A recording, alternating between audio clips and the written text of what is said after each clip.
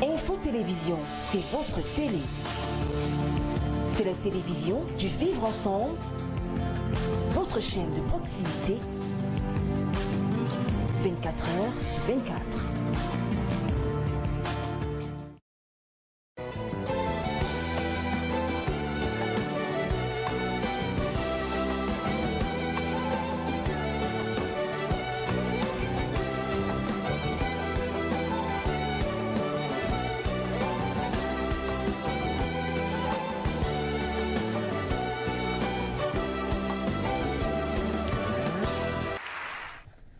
Bonjour mesdames et messieurs, nous sommes le mercredi 17 juin 2020. Bienvenue à l'émission Le Débat, votre tranche d'antenne sur Info TV, 10h, 11h52. Ce jour, nous allons développer deux principales thématiques. La première relative à la production des statistiques officielles au Cameroun. Il faut dire que le projet de loi y relatif a été déposé à l'Assemblée nationale il y a quelques jours. Et comme deuxième thématique, nous parlerons de ces tensions entre la CPI, la Cour pénale internationale de la haie, et le président américain Donald Trump au sujet de l'ouverture d'une enquête sur l'armée américaine en Afghanistan. Et je suis déjà bien entouré dans ce studio avec les panélistes du jour. Patriarche Bilois Aïssi, bonjour. Bonjour Madame Obama, bonjour à mes copanélistes, bonjour aux téléspectateurs. Et je dis bonjour aussi à tous ceux qui se mettent derrière les caméras dans la production pour que nous soyons visibles et audibles. Je leur dis merci déjà et je dis merci à ceux qui prennent la peine de nous écouter. Oui, Patriarche, vous avez eu un an de plus hier. Comment est-ce que cette journée s'est passée? Est-ce qu'il y a eu quelque chose de spécial à la maison? Non, j'ai jamais accepté qu'on fasse de fête pendant ce qu'on appelle anniversaire. À la vérité, l'anniversaire, c'est quoi? L'anniversaire, j'ai eu 78 ans hier, c'est-à-dire que j'ai déjà bouffé 78 ans de ma vie. Donc, lorsque vous vous acheminez vers l'arrivée du parcours, je ne sais pas qu'est-ce qui peut vous rendre heureux dedans. Disons simplement que je n'ai jamais installé dans ma famille cette histoire d'anniversaire. Mais ceux qui veulent en fêter le font, hein. Je n'empêche pas, je laisse chacun libre de faire ce qu'il veut. Mais en ce qui me concerne, je ne vois pas l'utilité de l'anniversaire. Le deuxième panéliste est déjà confortablement installé. Valère Bertrand Bessala, bonjour. Bonjour Madame Obama, bonjour à vos millions de téléspectateurs, bonjour à nous, à notre très vénéré patriarche, bonjour au troisième invité et très ravi d'être parmi vous. Et le troisième invité, c'est justement Willy Kak. Bonjour Willy Kak. Bonjour Madame Obama, bonjour au patriarche qui a mangé le gâteau tout seul hier. C'est vrai qu'il s'est interdit de fêter, je suis de cet avis aussi, parce que je n'ai pas souvent trop compris l'utilité qu'il y a à dépenser autant d'argent pour fêter les anniversaires, parce qu'un an de plus, c'est un pas de plus vers la tombe. Donc je ne comprends pas Et puis c'est le passé. Ouais, je ne comprends pas comment on peut célébrer un pas de plus qu'on fait vers la tombe.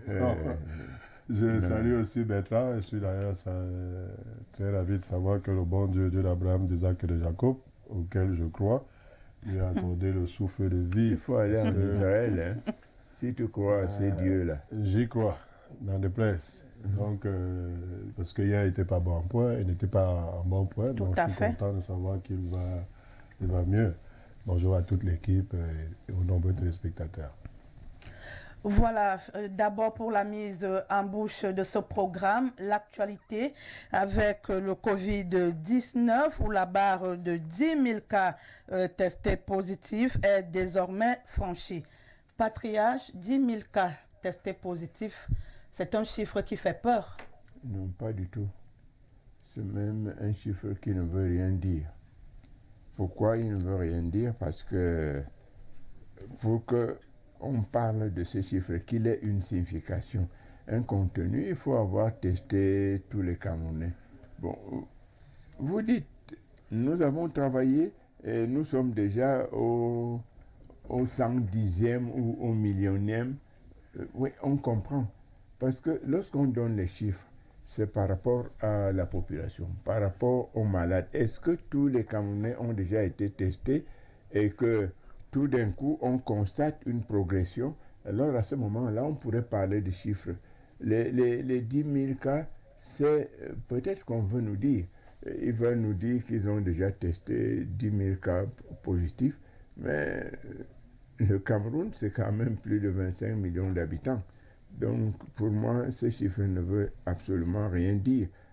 Peut-être s'il a une signification, on pourrait la trouver dans la voracité de ceux qui gèrent cette affaire. Parce qu'on avait fait croire au président qu'on s'occupait des malades et que chaque prise en compte coûtait 300 000. 300 000. Alors, vous comprenez que lorsqu'on donne le chiffre, à ce moment, il y a une relation étroite entre l'argent à gagner et le chiffre qu'on donne. Même s'il est bidon, d'ailleurs, le plus souvent, c'est cela. Pour vous qu'on sorte l'argent et qu'on justifie que l'argent est sorti parce qu'on a traité tant, parce qu'on a testé tant. Donc, pour moi, à la vérité, c'est un chiffre qu'on ne devrait même pas publier. Oui, Valère Bertrand, est-ce que vous partagez cet avis du patriarche? Mais 10 000 cas, ça ne veut rien dire. Il a parfaitement raison, ça ne veut rien dire, puisque je crois que dans les 10 000 cas, on est à plus de la moitié qui sont guéris. Donc, si vous dites 10 000 moins 6 000 guéris, ça veut dire qu'en fait, on a 4 000 cas qui dorment tranquilles dans les maisons en train de lutter contre cette affaire. Donc, il n'y a pas d'alarme à sonner. Donc, je ne voudrais pas que j'ai appris dans une information que le président a décidé de débloquer combien 160 milliards de francs CFA pour cette histoire-là. Moi, je suis un peu perplexe parce que je sais que c'est un monsieur qui a beaucoup d'intelligence et je sais qu'il veut faire de cet argent ce qu'il a toujours fait, comme d'habitude. C'est-à-dire les fonds de crise ne servent pas généralement à régler les crises dans ce pays. Les fonds de crise servent généralement à gérer autre chose. Parce que le Cameroun a des urgences, notamment dans le nord-ouest ou le sud-ouest, dans le Grand Nord avec Boko Haram et beaucoup d'autres choses encore un peu plus compliquées. Et comme nous savons que le FMI, la Banque mondiale et tout ce monde-là sont sur notre dos pour veiller à ce que nous soyons asphyxiés financièrement afin que nous nous endettions encore davantage et que notre indépendance soit davantage repoussée à Mathusalem. Alors le président a choisi, il a trouvé une astuce, c'est qu'il faut utiliser justement des urgences pour pouvoir sortir de l'argent par prétexte et régler d'autres problèmes qui n'ont rien à voir avec ces urgences. Si on revient sur la CAN, on vous a dit que près de 2000 milliards sont sortis, mais aucun stade n'a été terminé quand on en parlait encore. Ouais, mais pourtant, l'argent est sorti. Les stades n'ont pas été livrés, du moins toutes les infrastructures, que ce soit sportives, hôtelières, touristiques. Et bizarrement, ceux qui avaient mal géré l'affaire ont été promus. Donc vous comprenez que rien que par la promotion de ceux qui étaient censés gérer cette affaire-là, on comprend qu'il y a une grande philosophie qui se cache derrière cette gestion des fonds de crise-là. Donc je crois que c'est la même chose avec le Covid. Ces 160 milliards ne serviront pas au Covid-19 parce que le président n'a aucune intention de mettre cet argent dans le Covid, même si la raison officielle c'est le Covid. Parce que 10 000 cas, ça veut dire en fait que si on enlève 6 000 guéris en moyenne, on est à 4 000 personnes qui, supposément, selon les statistiques officielles, sont à la maison en train de souffrir du Covid-19. Donc, pour moi, il n'y a pas d'alarme. 10 000 cas, ça veut dire que il n'y a pas de crise de Covid au Cameroun, du moins selon les chiffres officiels. Mais je sais que si on va dans les chiffres officieux, ça peut être un peu plus, c'est-à-dire que les 10 000 cas, c'est en fait les gens qui arrivent dans les centres de dépistage. C'est là où on les enregistre et on les met dans ce logiciel ODK pour pouvoir compiler les statistiques. Mais si on va un peu plus loin dans les quartiers, on peut avoir plus de malades de Covid, mais qui sont toujours debout, qui voient qu'à leurs occupations et qui prennent leurs potions traditionnelles, qui prennent l'ongulbetara, qui prennent le cléda, qui prennent je ne sais plus trop quoi, le yanini ou je ne sais plus trop quoi, et ainsi de suite, mais qui s'en sortent. Donc je crois qu'il n'y a pas à s'alarmer au Cameroun. Les Camerounais sont assez responsables. Ils savent que la mort n'est pas bonne. Ils savent que nos aînés veulent absolument que tous meurent pour qu'ils restent gouverner dans un désert et ils sont conscients qu'ils doivent rester vivants absolument pour être là, vivants lors du changement. Oui, Willy Cac dit 1000 cas. Les deux premiers panélistes semblent négliger ce chiffre.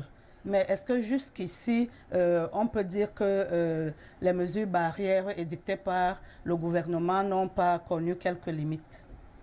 Oui, mais vous semblez prêter une intention qui, je pense, n'est pas celle de mes copanélistes. C'est-à-dire qu'ils ne négligent pas.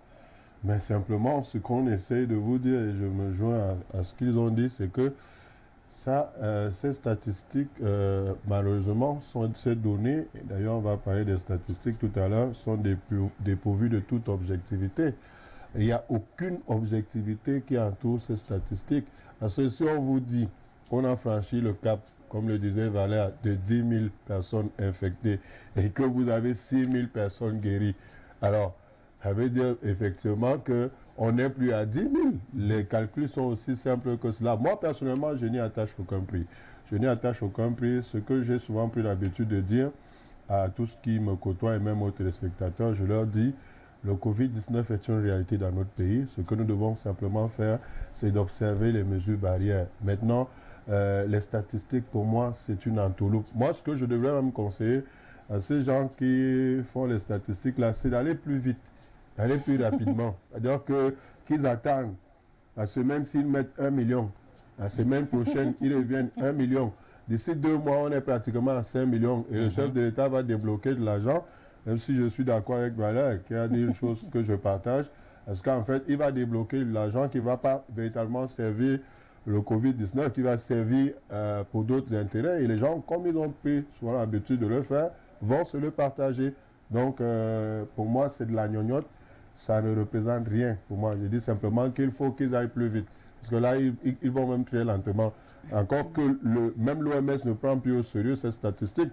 Savez-vous que désormais, l'OMS envoie des équipes sur le terrain, dans les hôpitaux. Vous avez par exemple le cas de cette dame qu'on a tuée volontairement du côté de l'hôpital de la CNPS. Permettez-moi d'évoquer cela ici. Parce qu'on a voulu imposer à sa famille, aux membres de sa famille, le Covid-19, alors qu'elle est venue à l'hôpital sur ses 2 jambes. Elle-même, elle est allée dans la salle de premiers soins, mais du coup, après, on a coupé tous les contacts entre cette femme et ses enfants. On a voulu leur imposer qu'ils acceptent comme certificat de genre de mort qu'elle était décédée. Il a fallu même l'intervention des équipes de l'OMS pour qu'on dévoile finalement qu'elle n'était pas morte de Covid-19. Donc, vous voyez que ces gens qui le font ne sont même pas sérieux, ceux qui produisent ces statistiques-là, parce que même les conditions dans lesquelles ils les produisent n'ont aucune objectivité. Donc, du coup, pour me résumer, je pense qu'il faut aller plus rapidement. La semaine prochaine, aller directement à 1 million. Avec votre permission, la super chérie, si vous prenons les 10 000 cas, vous savez, c'est vrai qu'il y a un thème sur les stats, mais ça c'est un stat. Si on prend les 10 000 cas de contaminés qu'on publie, vous savez, il n'y a pas de difficulté à connaître si un gouvernant est fait dans la supercherie ou dans la surenchère politique. Il n'y a pas de difficulté. On vous parlait de 10 000 cas. La logique aurait voulu 2 ou 3 petites choses. Dans les 10 000 cas, c'est vrai, il dit nombre de guéris. Donc nous, on a déjà soustrait. Il y en a 4 000 environ qui sont en fait supposés, selon leur stat, souffrir de Covid. Alors, parmi ceux qui souffrent de Covid, les stats, on nous aurait dit à Yaoundé, c'est vrai, on dit qu'à Yaoundé, il y en a tant, Douala, il y en a tant, ainsi de suite. Mais dans les centres de prise en charge, il y en a combien? On doit nous dire qu'ici, par exemple, en Guayaquil, il y en a tant. À Kooka, il y en a tant. À Douala, tel centre, il y en a tant. Ça fait que les journalistes qui sont ici et vous-même, vous pouvez donc vous déplacer. Allez vérifier. Or, quand on vous donne un chiffre comme celui-là, vous ne pouvez pas vérifier. Vous ne pouvez pas vérifier parce que si vous allez même pour vérifier, vous ne rapporterez que le mensonge du décideur. Parce qu'en fait, laisse même pas avoir accès parce qu'en fait, l'enquête que nous on a menée il y a 3 semaines démontrait qu'il n'y avait personne. Et quand on a dénoncé, on a amené plein de malades, on a commencé à injecter les malades dans ces centres-là. D'un, de deux. Quand vous avez donc, disons, les 4 000 personnes officiellement souffrant de Covid au Cameroun, l'autre logique aurait voulu que nos gouvernants nous disent exactement quel est le traitement qu'ils sont en train de suivre. C'est-à-dire, combien sont par exemple sous assistance respiratoire et combien ne le sont pas. Voilà d'abord la première logique. C'est-à-dire qu'on nous dit que voici ceux qui prennent de l'oxygène tous les jours et voici ceux qui n'en prennent pas, c'est-à-dire qui ne sont pas en détresse respiratoire. Pour qu'on sache. Voilà, il y en a tant à Yaoundé, il y en a tant à Douala, il y en a tant là-bas. Alors on vient, on vous jette un chiffre comme ça et on pense que vous êtes des petits moutons de panurge qui vont accepter les premières vérités, les primes vérités, primes sautières, et vous allez commencer à sauter comme du popcorn et dire aux Camerounais ça ne va pas, ça ne va pas, ça ne va pas, et on fait sauter le pauvre cœur du président de la République. Ça, c'est une logique qu'il faut absolument battre en brèche. Si l'on poursuit l'analyse plus loin, il faut que l'on puisse aussi nous dire quelle est la situation de ceux qui ont été guéris du fait des protocoles du ministère de la Santé ou de l'État camerounais et qui sont suivis. D'un. De deux, il faut qu'on puisse aussi nous dire quel est l'état de leur famille. C'est-à-dire qu'ils sont certes rentrés dans leur famille, on les avait pris dans leur famille. Est-ce qu'ils ont contaminé des gens? Est-ce qu'il y a ainsi de suite, ainsi de suite? Il y a ces petites logiques. Vous avez vu M. Kamba ici la fois dernière qui a fait ce témoignage-là. Il faut absolument que les statistiques soient complètes. Un chiffre, ça n'est vraiment pas une statistique, parce qu'une statistique suppose un travail à la base, c'est-à-dire une opinion, un sondage qui a été fait. Quand on est dans la santé, on suppose qu'il y a eu d'abord des, vous dites souvent ça, quand ils arrivent à l'hôpital là-bas, on a dit qu'ils partent faire des tests. C'est ça, c'est à partir de cette, des diagnostics, des tests, ainsi, et du suivi. Parce qu'on doit aussi, par exemple, savoir quel est le nombre de personnels médicaux qu'on utilise dans cette affaire-là. Vous savez que la plupart des médecins ne sont même pas inclus dans cette affaire. C'est les aides-soignants, c'est les infirmiers. Il n'y a pas de psychologue dans cette affaire. Il n'y a pas, je vais vous éviter ça. Même les spécialistes des poumons ne sont pas dans cette affaire-là. Les ORL, vous savez que cette affaire-ci engage énormément les ORL, c'est-à-dire les voies respiratoires. Parce qu'en fait, le Covid, c'est les voies respiratoires. Je vous mets au défi. Combien d'ORL il y a dans cette affaire-là? Donc, il n'y a pas de stats qui peuvent affoler les Camerounais. Je le répète, l'argent qui est injecté dans cette affaire, que ces gens veulent, c'est pour servir autre chose. Et le président l'a bien compris, mais il va en faire un coup politique comme d'habitude. Parce que le ministre de la Santé, je ne crois pas qu'il va en bénéficier avec ses amis pour s'acheter de nouvelles Mercedes. Parce que j'ai appris qu'il y a il y en a d'autres, je ne vais pas citer les noms, qui ont déjà fait les commandes des grands véhicules et qui sont déjà dans leur parking dans les maisons. Suivez mon regard. Je voudrais peut-être sortir avec votre permission et une virgule que vous allez me permettre, si vous le voulez bien. Allez-y. Sur le thème que nous avions hier, moi j'ai mené ma petite enquête sur les écoles, sur la convention, la subvention. La subvention, les 6 milliards et demi. J'aurais appris par exemple qu'il y a déjà 121 établissements fictifs qui ont été créés. Je l'ai dit. Oui. Voilà. Je ne vais pas nommer le ministère, mais c'est entre le ministère de l'Éducation de base et le ministère de l'Enseignement secondaire. J'ai exclu le MINESUP. Et l'enquête n'a pas donné dans ce sens-là. Donc, 121 établissements. Vous pouvez donc vous imaginer que ces 121 établissements, c'est les personnels du ministère qui ont créé ces établissements afin de saturer la liste des établissements bénéficiaires de cette affaire-là. Et vous savez que si tu me permets, la technique, et ça j'enfonce un peu le clou plus loin, la technique c'est quoi? C'est que vous avez un fichier informatique. On va se mettre dans le fichier, je dis n'importe quoi.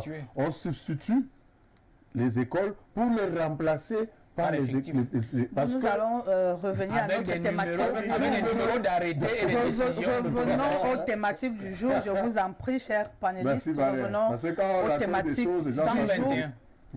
Après cette mise en bouche relative au Covid-19, nous enchaînons immédiatement avec le premier thème de ce programme, intitulé « Statistiques, qu'est-ce qui va changer avec la nouvelle loi ?»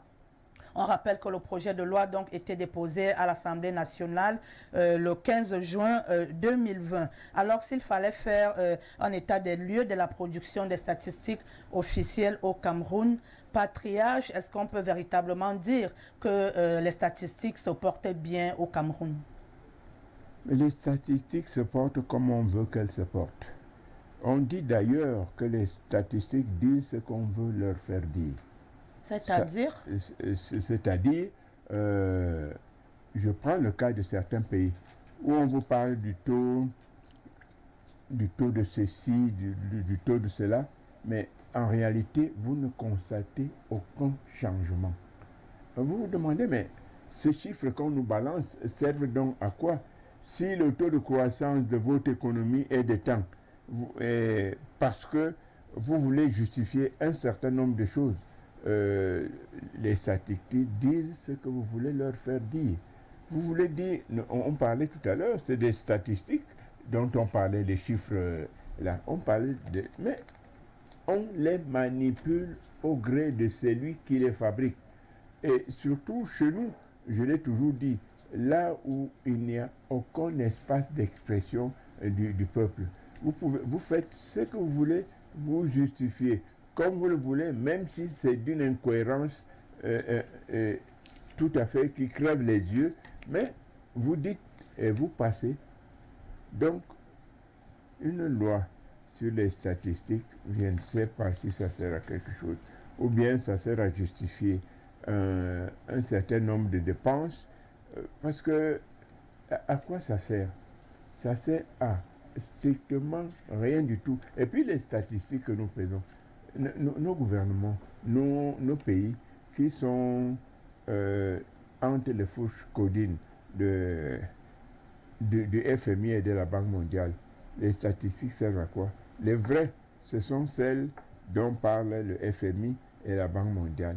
Le reste, c'est des statistiques, j'allais dire politiciennes, pour soit calmer, ou soit pour entourlouper, ou alors pour justifier un certain nombre de choses. Non, pour moi, les statistiques, est-ce que c'est une science? Oui, c'est une science. Mais comment elle est utilisée? À quelle fin elle est utilisée? Voilà les questions qui intéressent celui qui veut comprendre les statistiques. Mais, comme je l'ai dit au départ, je crois que c'est vrai que les statistiques disent ce qu'on veut leur faire dire. Donc, pour moi, une loi, nous avons besoin d'autres lois. Mais qu'on passe de temps à nous amener des lois à l'Assemblée qui sont relatives aux statistiques, je ne vois vraiment pas d'intérêt. Oui, Willy, quelle est votre lecture sur ce secteur au Cameroun, au secteur des statistiques? Je suis un peu amusé quand le patriarche peint en noir cette question que vous lui avez posée, parce qu'il faudrait dire que les gens sachent quelque chose. La question des statistiques, le thème que vous avez soumis à notre réflexion pose 4 sous-thèmes. Il faut déjà comprendre ce que sont les statistiques, à quoi elles servent, comprendre quels sont les résultats escomptés par ce projet de loi qui est soumis à l'Assemblée nationale et l'applicabilité de l'adoption de ce projet de loi. Alors je commence d'abord de façon vraiment furtive par dire quels sont les stats.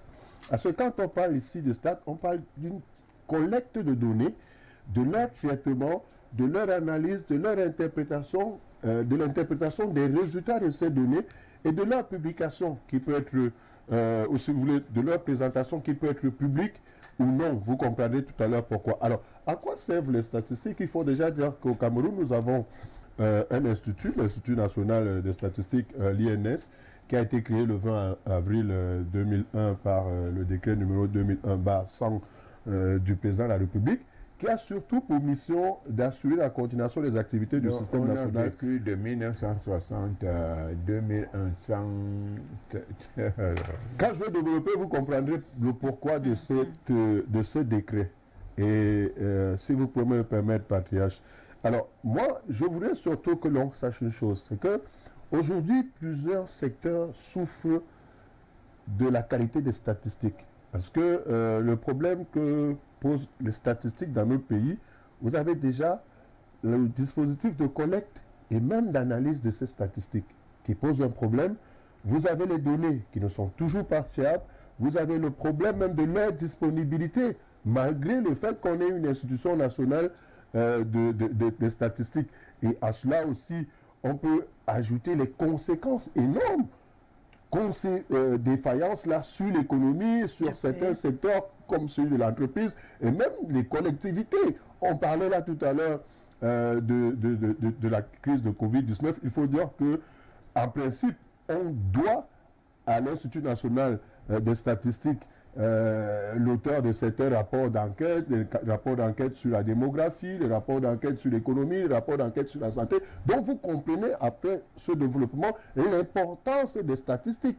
Maintenant, les résultats escomptés par le projet de loi, c'est qu'on attend justement que ce projet de loi vienne permettre... Nous allons arriver au projet de loi. Non, je voudrais qu'on comprenne, Madame Aubin, permettez-moi de développer, qu'on comprenne, parce qu'il est surtout question de réguler même l'activité des statistiques. Il faut réguler cette activité qui pose énormément, parce que dans l'économie camerounaise aujourd'hui, les statistiques, tous les experts vous le diront, sont le talon d'Achille. Donc, pour revenir à votre question, je dis, je comprends pour moi le pourquoi de la proposition par l'État du Cameroun aux députés de l'adoption de ce projet. J'attends véritablement qu'il soit adopté. Maintenant, le problème, et c'est ça qui m'intéresse, sera l'applicabilité.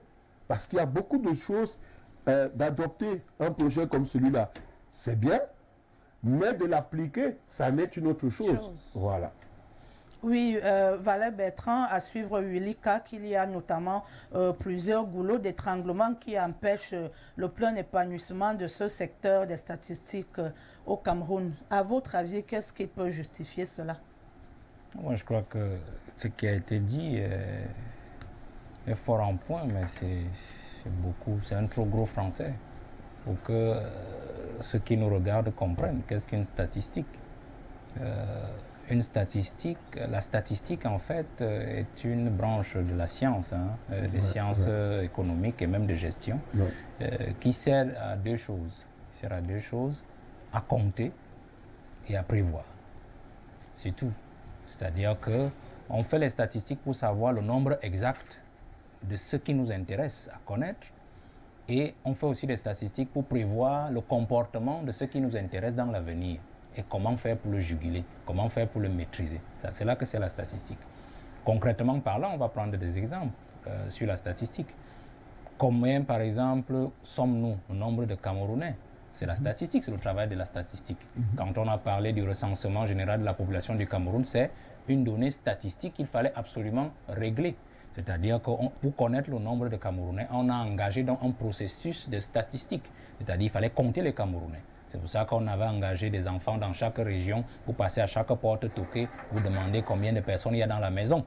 C'était pour satisfaire une donnée statistique sur la démographie et très particulièrement sur la population, le nombre d'individus que compte le Cameroun en termes de citoyens nationaux qui portent la nationalité et peut-être d'étrangers qui ne portent pas notre nationalité mais qui sont des résidents dans notre pays. C'est ça la statistique. Je prendrai plus cet exemple-là. La statistique peut aussi servir dans plusieurs domaines, par exemple sur le plan politique. C'est-à-dire que le président de la République, pour savoir s'il va gagner les prochaines élections de 2025, où il sera candidat, il peut par exemple procéder à un sondage, parce que ça c'est aussi une autre forme de statistique. C'est-à-dire que les sondages d'opinion, on peut par exemple dire, bon voilà, vous prenez un échantillon dans chaque région, dans les centres-villes des régions, et vous posez une question aux Camerounais, est-ce que vous aimez Paul Biya, oui ou non?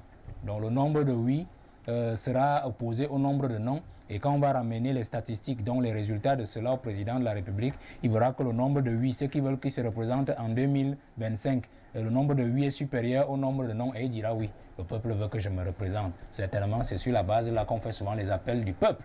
Enfin, je suppose, les appels du peuple, où on voit souvent des signatures. C'est vous qui voulez savoir. Non, j'ai dit je suppose. J'ai dit je suppose que c'est sur cette base. J'explique cela.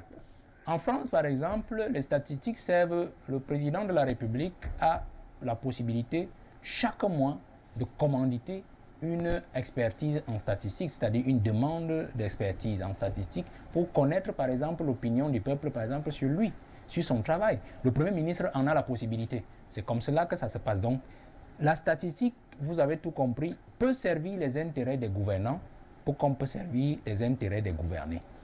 Bon, maintenant, s'il faut parler de cette statistique que nous commandons au Cameroun, je me pose bien des questions. Vous savez, on peut encore comprendre que dans les pays évolués où beaucoup de choses à la base sont déjà réglées, les statistiques soient possibles. Mais est-ce que chez nous c'est possible? La preuve c'est que votre frère ne peut pas être à Douala et décider de vous envoyer une lettre qui vienne vous retrouver à Nkolndongo, au Carrefour, je ne sais pas trop quoi. Parce qu'en fait, l'adressage seulement des rues Nous n'arrivons même pas encore à le faire. Parce que normalement, chez les autres, on sait que M. Kak habite à Hala, rue Belinga et Boutou. Il y a des gens Carrefour là-bas qui s'appellent comme ça. Rue Belinga et Boutou, poteau 10, numéro 230. Donc quand il vous envoie un courrier, le facteur vient exactement toquer à votre porte et vous remet la lettre. Alors, je prends seulement ce simple cas pour vous faire comprendre que si vous engagez dans les statistiques, vous allez... Bon, une loi sur les statistiques, c'est vrai. Il y a des statistiques que nous ne pourrons jamais connaître parce qu'en fait, les bases ne sont pas encore réglées. Je prends seulement le cas des rues. Vous savez que nous, on raisonne encore par quartier aujourd'hui. Quand vous voulez partir de Foulane pour l'autre côté de la ville, vous allez dire, mais ça si, une place, mais ça si 500 francs.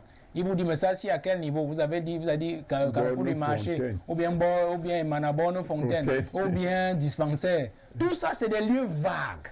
Or, vous descendez au Carrefour, mais ça si, vous allez encore prendre une ruelle. Alors que chez les autres, on vous dira par exemple, rue Martin à Bégatangna.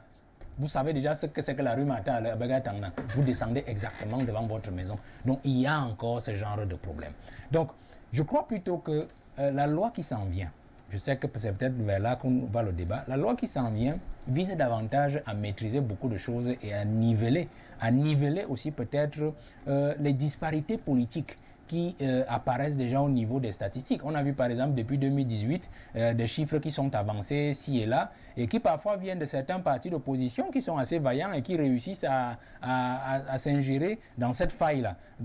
Oui, je vais dire comme ça, là, dans cette faille, dans cette insuffisance de nos lois. Je crois que les statistiques viendront régler cette histoire. Figurez-vous par exemple que le dernier recensement je vais seulement prendre le code électoral. Vous savez que chaque élection doit être précédée par un recensement général de la population. Un recensement général de la population. C'est pour ça, par exemple, qu'en 2011, vous avez vu que le président avait commandité le recensement de 2005 qui a été publié en 2010. Les résultats étaient pourtant connus depuis 2008. Mais on a fait exprès de publier les résultats du recensement général de la population pour nous dire que nous étions 20 406 000 habitants et quelques poussières en 2010. Nous sommes passés à l'élection présidentielle. Vous pouvez vous imaginer qu'un recensement qui avait été achevé en 2007. Nous avons encore passé 3 années. Quand on venait publier les résultats en 2010, vous comprenez que ce n'était plus les 20 millions de populations qu'on avait identifiées. Ça veut dire qu'en fait, ce recensement était faux. Donc les chiffres sur les recensements de 2010 n'étaient pas réels pour les élections de 2011. 2013, nous sommes allés aux élections municipales avec le même recensement. 2018, il aurait fallu que nous allions encore pour un autre recensement avant ces élections-là. Pour qu'en fait nous ayons le chiffre exact de la population. Je vous mets au défi. Quelle est la population du Cameroun à cette élection? Beaucoup de partis politiques d'ailleurs, dont le mien, nous sommes allés aux élections sans revendiquer cela. Pourtant, c'était une faute de l'État. Parce que le président de la République, avant de convoquer le corps électoral, doit d'abord publier le texte ou le décret qui porte statistiques sur la population pour que nous sachions exactement combien nous sommes. Oui, nous allons afin que nous puissions mieux évaluer. Non, je sors déjà. Afin que nous puissions mieux évaluer le nombre de la population qui est en âge de voter et pouvoir donc avoir les chiffres exacts sur le taux d'abstention et le taux de participation. Vous comprenez donc que les dernières élections, quand on parle de taux d'abstention, nous n'avons jamais eu le bon chiffre parce que nous n'avons pas le chiffre exact, le nombre exact des Camerounais.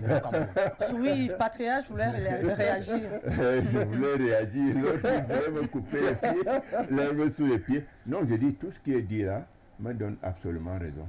Me donne raison pourquoi? Parce que les statistiques, nous ne devons pas en parler comme dans un amphithéâtre. Il faut être factuel. Factuel, comment ça se passe chez nous? Ça se passe chez nous que ça ne sert absolument à rien, alors que ça devrait servir. Ça, il faut qu'on se comprenne. Ça nous sert pas parce que non seulement c'est mal fait, bien plus, c'est mal appliqué. Nous parlons de la population, comme le disait Valère Bertrand, mais c'est lui qui, au Cameroun, peut vous dire exactement quelle est la population du Cameroun n'est pas encore née.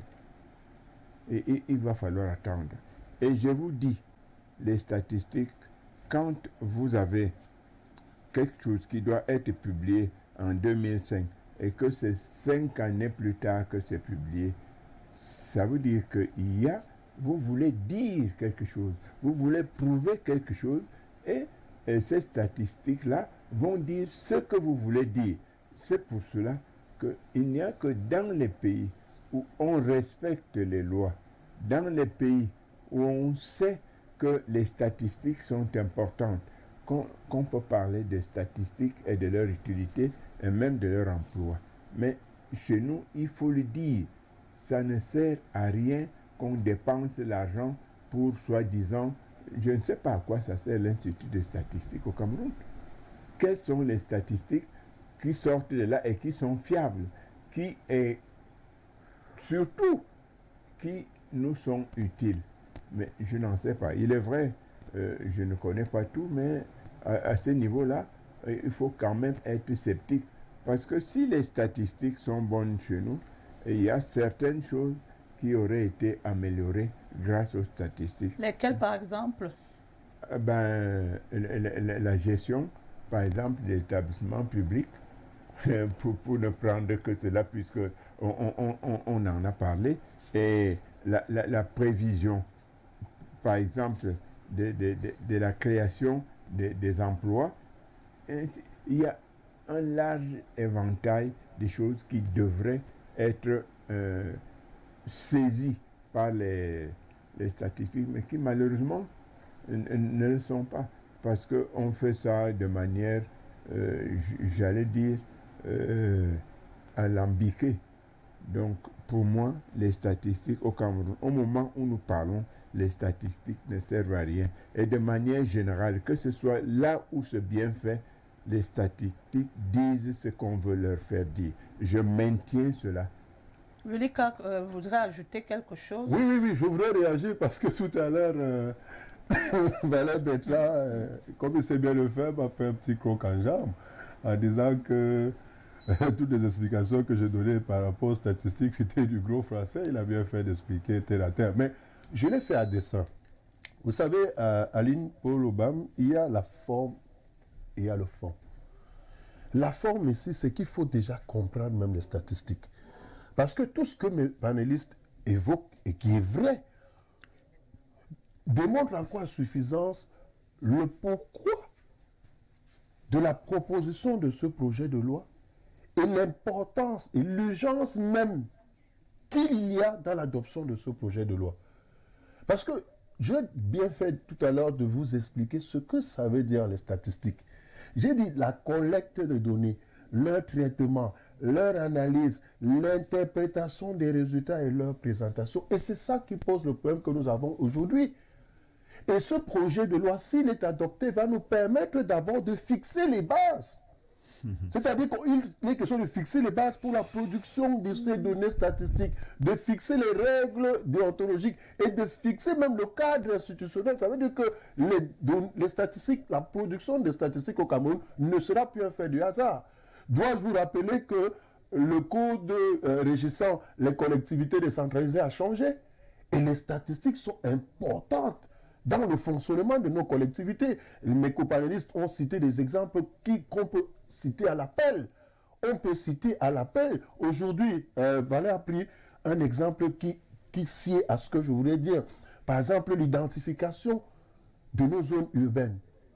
Mais justement, si on a un cadre institutionnel fiable, si on a des bases déontologiques fiables, si on a des règles fixant même la production des données statistiques, on peut résorber aussi facilement ces problèmes. Parce qu'on aura quand même des gens, et c'est ça le problème du Cameroun aujourd'hui, on a des gens par exemple qui sont en charge, on parlait de l'Institut national de la statistique, et ceux qui constituent cet Institut national savent même ce que ça veut dire la production des données statistiques. Est-ce qu'ils savent que toutes les données statistiques ne sont pas...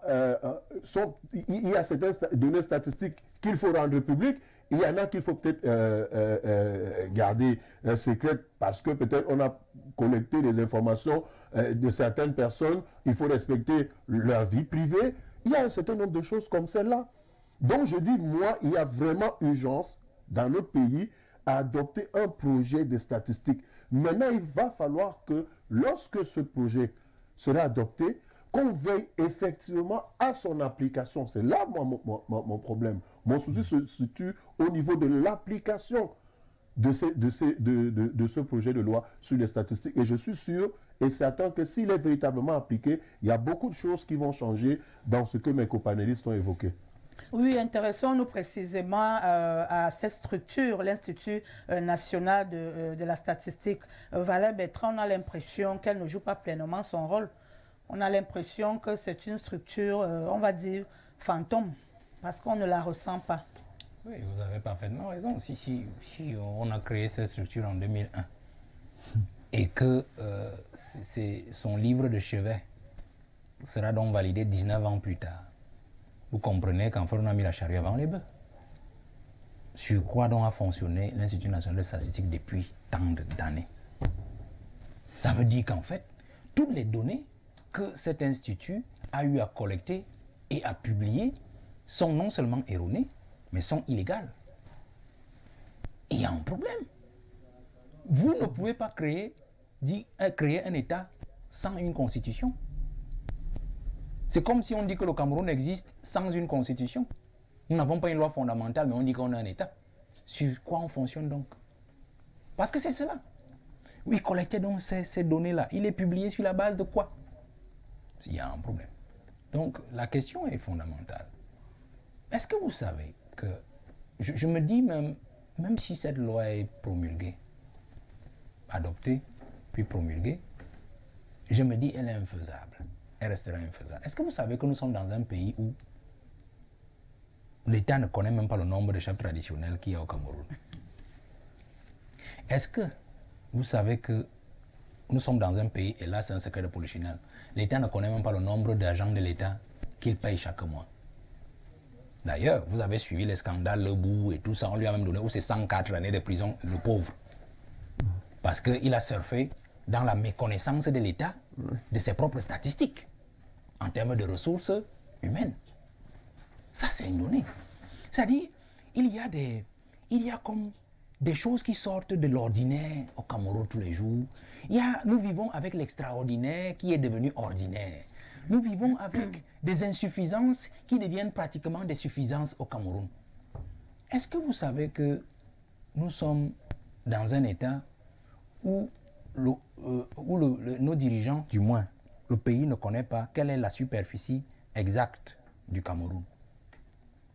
Je vous le dis comme ça. On vous dit 475 000, 400 combien de kilomètres, machin chose. On dit environ. Il a fallu que nous allions à la CIG avec le Nigeria pour que les Camerounais découvrent en fait que le Nigeria avait occupé nos frontières depuis et qu'il fallait même redresser. Avec le temps, on gagnait quelques kilomètres carrés de ce côté, on en perdait de l'autre côté pour en fait engager une maîtrise géodésique et satellitaire de nos frontières de ce côté-là. Est-ce que vous savez qu'avec la Guinée équatoriale, on ne connaît même pas exactement où sont nos limites? C'est toujours les Blancs qui nous aident toujours sur la base du satellite et du pointage géodésique pour connaître nos frontières. Ça, c'est aussi les données statistiques. On ne les connaît pas. Est-ce que vous savez que nous sommes dans un pays où on ne peut pas vous dire le nombre exact d'écoles privées qu'il y a dans l'enseignement privé primaire, qu'il y a dans l'enseignement maternel, qu'il y a dans l'enseignement secondaire, le nombre d'écoles privées ou d'instituts privés qu'il y a dans l'enseignement supérieur? Je prends seulement ces quelques données. C'est-à-dire que si on peut ne pas connaître le nombre d'individus, parce qu'on peut se dire que bon, un Bamoun peut traverser de Mal-Antoine au Nigeria, et puis bon, on perd les statistiques à ce niveau-là. Mais on ne peut pas identifier les bâtiments avec une plaque qui dit école privée telle. Ça veut dire qu'il y a un problème. Il y a un sérieux problème, madame. Est-ce que vous savez que dans ce pays, nous sommes dans un pays où on ne connaît pas exactement le nombre d'entrepreneurs qui se situent par exemple dans le régime de base ou alors tout simplement le régime simplifié de la taxation.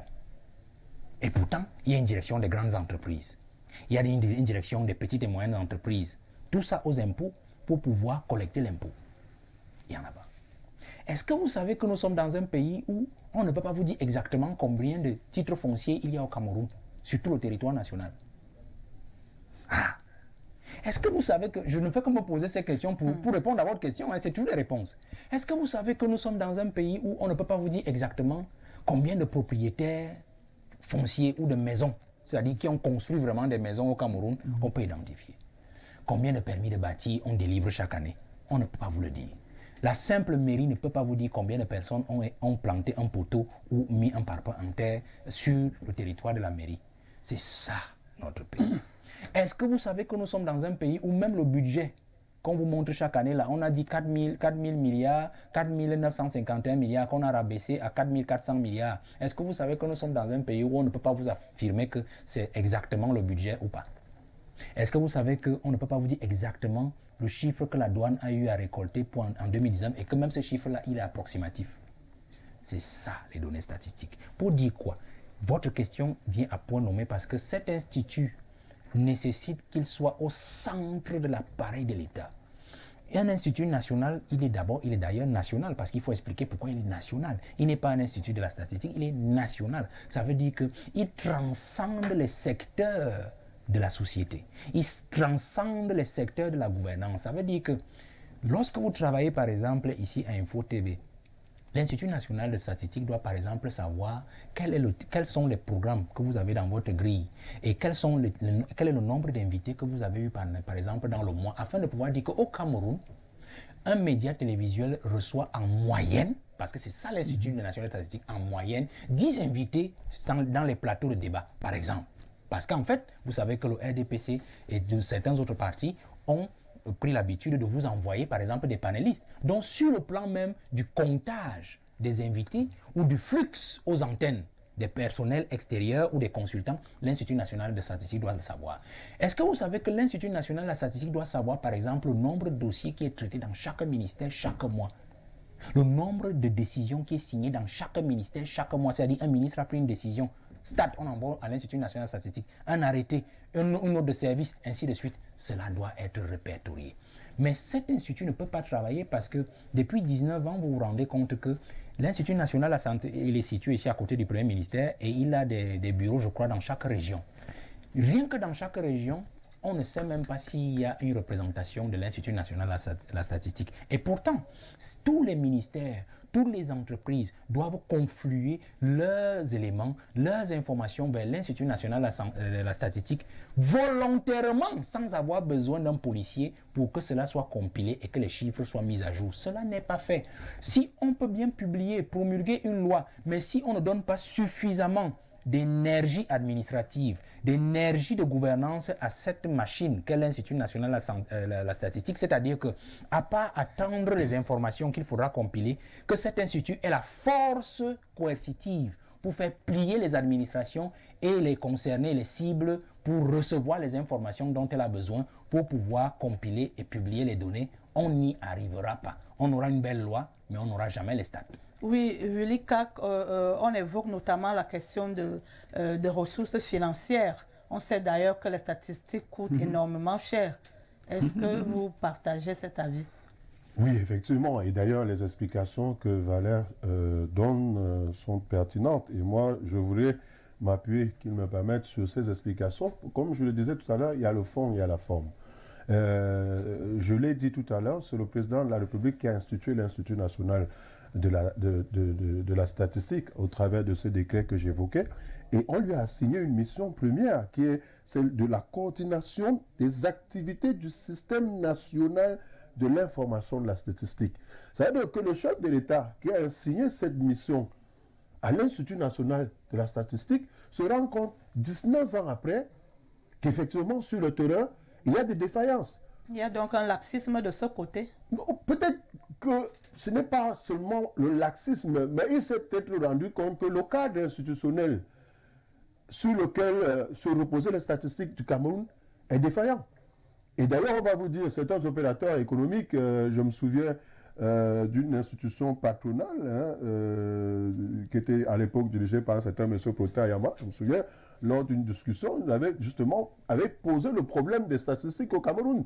On avait jugé que ces statistiques étaient dispersées. Celui qui parlait, par exemple, de la disponibilité de ces statistiques, comme le disait, par exemple, Valère, c'est-à-dire qu'on a l'impression, et d'ailleurs, ce n'est même pas l'impression, à tous les niveaux, à toutes les strates de la société qui appellent au volet des statistiques, il y a un problème. Et donc, justement, je pense que ce projet de loi, son adoption et sa promulgation, va, avec tout ce qui va aller avec, permettre justement de juguler tous ces problèmes. Et donc, de donner un autre cadre aux statistiques. Moi, je souhaiterais que comme vous avez posé la question, que nous limitions d'abord la faisabilité. Est-ce que c'est faisable au Cameroun? Je dis oui. Si le projet il est bien ficelé, si le projet il est bien pensé, si effectivement on y a posé, on y a apporté des bonnes bases, on peut le faire au Cameroun. Le problème avec le Cameroun, c'est que on place les hommes avant le projet. Parce que le projet, il est là. Il va être adopté, c'est clair. Il va être promulgué. Maintenant, quand il est promulgué, il faut qu'on ait des gens qui soient capables de se greffer à ce projet. Et c'est à ce niveau que se pose souvent le problème. Parce que aujourd'hui, quand vous allez mener les enquêtes sur l'Institut national de la statistique, que moi je fréquentais à une certaine époque, il y a cela 20 ans, 22 ans, quand j'étais à Yaoundé, j'étais même d'ailleurs souvent surpris à certaines situations de constater que vous arrivez à l'Institut national de la statistique, vous avez d'abord des ordinateurs qui ne sont même pas up-to-date. Vous ne pouvez pas parler des statistiques. Vraiment, les données statistiques, la collecte des données statistiques, à l'heure où nous parlons aujourd'hui des techniques de l'information et de la communication, il faut que même les outils de collecte de ces informations statistiques soient up-to-date.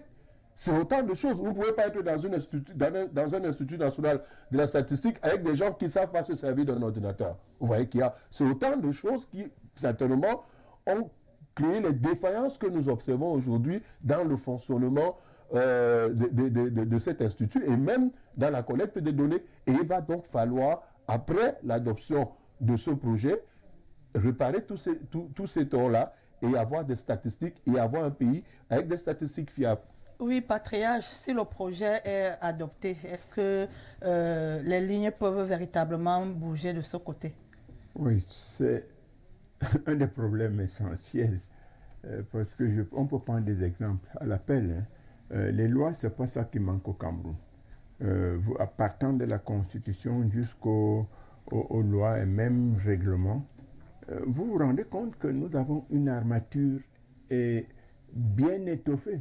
Mais lorsqu'on regarde, est-ce que ça donne, est-ce que ça fonctionne, est-ce qu'on obéit, est-ce qu'on applique, beaucoup de problèmes naissent. Beaucoup de problèmes naissent et je doute que votre loi, on applaudit maintenant, elle viendra faire ceci, la loi ne fait rien du tout.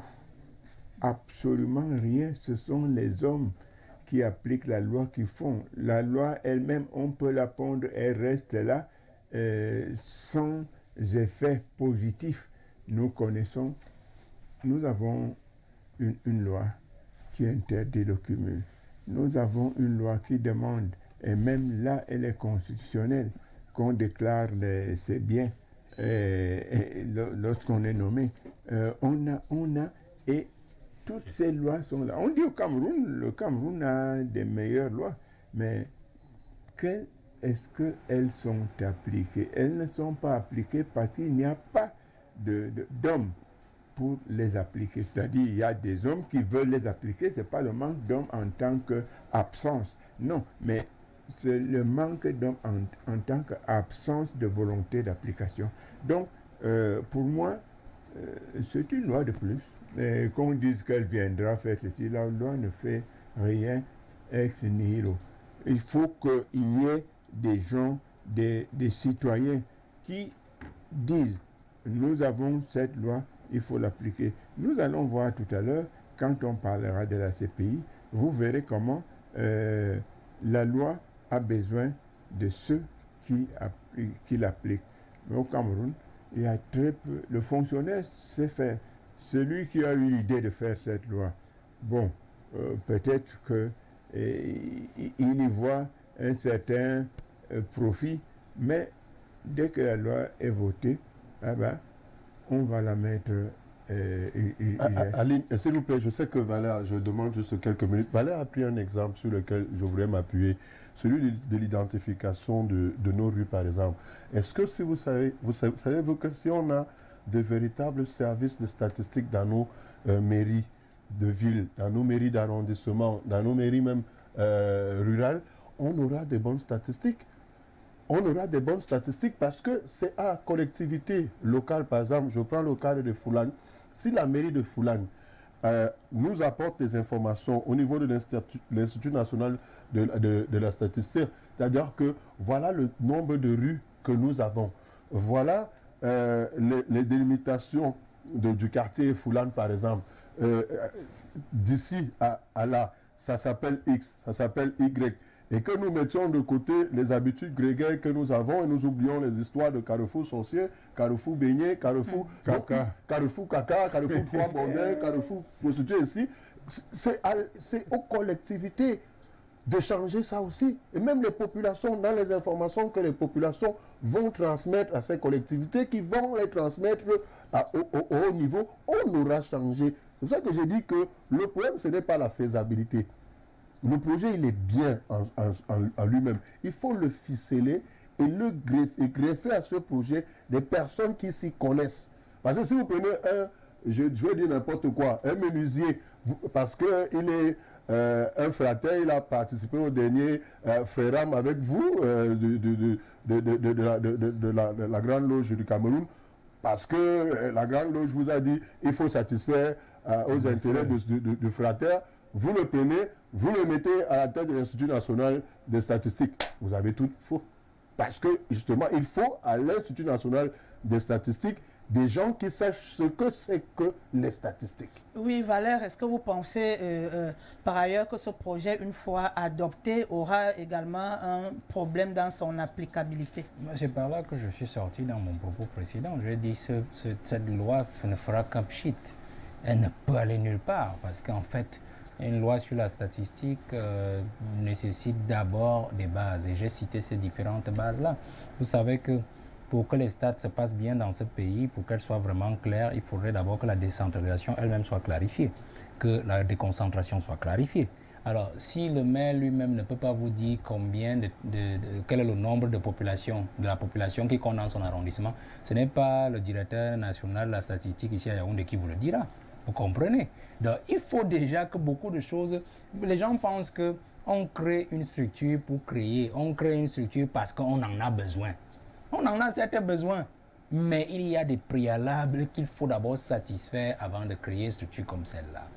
Parce que, je l'ai dit tantôt, la stat est transversale à tous les secteurs de la société. Le talon d'Achille de l'économie. C'est le talon d'Achille de toute société, que ce soit sur le plan économique, que ce soit sur le plan social, que ce soit sur le plan politique. Est-ce que vous savez que, par exemple, les statistiques ont été utilisées en France, par exemple, pour fausser certains résultats aux élections, et même aux États-Unis? Regardez les dernières élections de Trump. Parce que quand on dit même statistique, c'est encore trop intelligent. Les gens ne savent pas qu'un autre volet de la statistique, par exemple, c'est les sondages.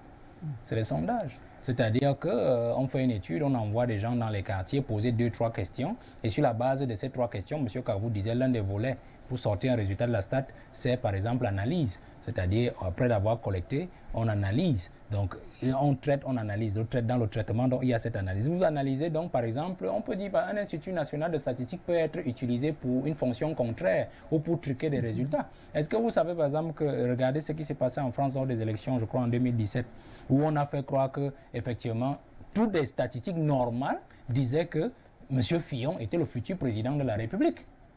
Mais, par un coup de chapeau, on vous a révélé plus tard que tous les instituts de sondage, donc des statistiques, avaient été soudoyés pour présenter qu'en fait, c'était Macron. Et qu'effectivement, c'est rentré dans le subconscient du peuple français qui s'est dit, il nous faut un jeune, il nous faut un jeune, il nous faut un jeune. Parce que c'est ce que les statistiques disaient. Et quand ils disaient que c'est M. Macron qui est le futur président de la République, l'argument qu'il donnait dans le traitement et l'analyse, c'est que le peuple français veut un jeune à la tête de l'État. Ça fait que même ceux qui voulaient Fillon finissaient par rentrer dans la logique de on a trop vu les vieux à la tête de la France, il nous faut un jeune peut-être qui va apporter une nouvelle dynamique. Voilà l'un des éléments. Donc, aux États-Unis, ce fut par exemple le cas où on a dû soudoyer, l'équipe de Trump a dû soudoyer certains instituts de sondage pour montrer effectivement que le fou qu'on avait toujours vu Trump dans les médias parce qu'il avait fait dans la télé-réalité, ainsi de suite, avait beaucoup changé, qui n'était pas misogyne, qui n'était pas raciste, qui n'était pas proche du Ku Klux Klan, qui n'était pas de ceci. Les instituts de sondage ont truqué tous ces résultats afin de le porter là où il est.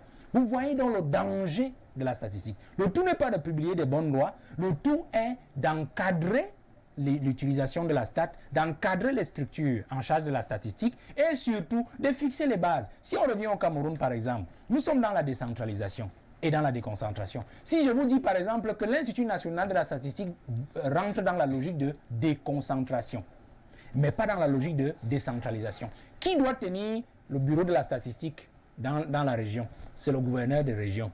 Alors, s'il n'a pas suffisamment de pouvoir sur le président de région, c'est-à-dire qu'il lui rentre dans la logique de décentralisation, si le préfet n'a pas suffisamment de pouvoir sur le maire dont il est la tutelle, il ne pourra pas obtenir les données suffisantes afin que le bureau de la statistique, le bureau régional de la statistique puisse être satisfait, compilé et envoyé sur le plan national. Ça veut dire que le maire, chaque fois qu'il voudra servir ses propres intérêts, va vous voiler certaines données parce qu'en fait ça ne l'arrange pas. Il ne vous dira jamais par exemple que sur la dotation de la décentralisation qu'il a reçue, je prends n'importe quel chiffre, 1 milliard, il lui fallait par exemple construire 3 forages, il lui fallait construire par exemple 10 écoles.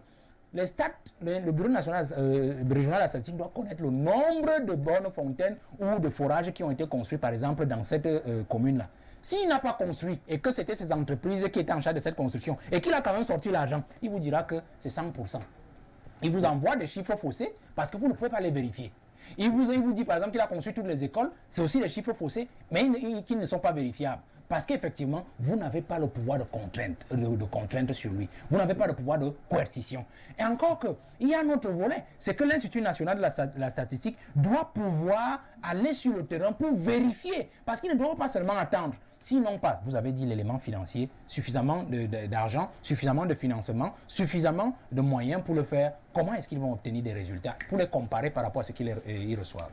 Oui, je voudrais dire que tout ce qu'on a dit là revient à ce que j'ai dit. Les statistiques ne disent que ce qu'on veut leur faire dire. Un point, un trait. Oui, nous prenons la page publicitaire Patriage. Pour atteindre un objectif.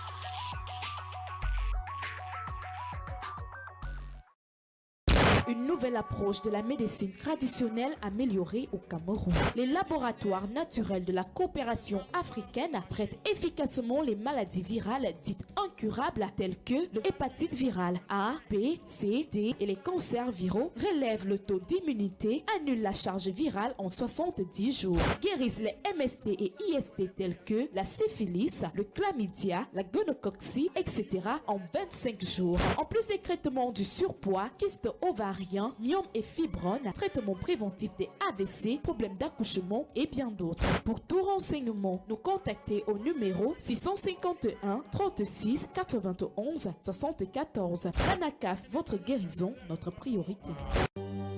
Coronavirus. Pour vous protéger et protéger les autres du coronavirus, adoptez ces gestes simples. Lavez-vous très régulièrement les mains ou utilisez une solution hydroalcoolique. Toussez ou éternuez dans votre coude ou dans un mouchoir. Utilisez des mouchoirs à usage unique, puis jetez-les. Saluez sans serrer la main et évitez les embrassades. Ceci est un message de la Caisse nationale de prévoyance sociale. CNPS. You will never live alone. Il était 8 h le 10 avril 2019 lorsque Vision Finance SA ouvrait officiellement ses portes au Cameroun avec entre autres le défi de faciliter l'accès au financement, véritable socle de création de richesse et de développement. Une année d'implantation pointue dont le bilan promet un avenir radieux. Vision Finance a pour objectif de participer à l'inclusion financière et au développement de son réseau. Et ceci par le truchement du président du conseil d'administration qui a pensé ce projet. Et aujourd'hui, nous avons financé l'économie à 98% de nos objectifs. Des nouvelles rassurantes qui méritaient de célébrer ce premier anniversaire avec faste et solennité, sans compter avec la situation sanitaire en cours dans le monde qui est venue imposer une autre réalité. Rendu à 1 an, on aurait souhaité célébrer notre anniversaire de lancement avec notre aimable clientèle et les autres prospects pour partager ensemble cette réussite mais qui n'est qu'à son début parce que nous avons encore beaucoup à faire, nous avons du chemin. Et prenant en compte toutes les observations, les critiques, on sera toujours prêt à améliorer. Et c'est d'ailleurs dans cette optique que nous avons pensé, en prenant en compte la situation sanitaire qui prévaut et intégrant également la circulaire de la COBAC, améliorer la qualité des services par la monétique. En l'espace d'un an donc, Vision Finance SA vient de rendre sa monétique opérationnelle. C'est à croire que cette accroche forte qui résonne encore dans la conscience collective était une véritable alerte. Nous sommes là. Nous sommes là effectivement avec nos cartes. Toutes ces cartes vous donnent déjà accès aux opérations au niveau des distributeurs de Vision Finance et de tous les distributeurs de toutes les banques CEMAC du réseau JIMAC.